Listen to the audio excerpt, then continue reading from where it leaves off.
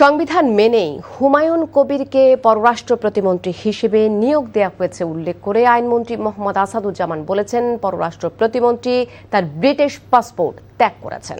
আজ সচিবালয়ে সমাজ কল্যাণ মন্ত্রণালয়ে অনুষ্ঠিত এক সংবাদ সম্মেলনে এসব কথা বলেন তিনি। নারী ও শিশুদের আইনগত সহায়তা দেবার বিষয়ে ত্রিপক্ষীয় এক সমঝোতা স্মারক স্বাক্ষর অনুষ্ঠানে তিনি এসব কথা বলেন। নারী ও শিশু বিষয়ক মন্ত্রণালয়, সমাজ কল্যাণ মন্ত্রণালয় ও আইন মন্ত্রণালয়ের মধ্যে এই সমঝোতা স্মারক স্বাক্ষরিত হয়। বর্তমান সরকারের সময়ে কোনো গুমের ঘটনা ঘটেনি এবং পুলিশ বাদী হয়ে কোনো রাজনৈতিক মামলা দায়ের করেনি উল্লেখ করে আইনমন্ত্রী বলেন, বাগেরহাটে কোস্টগার্ডের হাতে গুম হবার অভিযোগের বিষয়ে তদন্ত করা হবে এবং ভুক্তভোগী পরিবারকে সরকারিভাবে আইনগত সহায়তা দেয়া হবে। প্রথম কথা হলো, আইনে যেটা আছে সেটা আছে।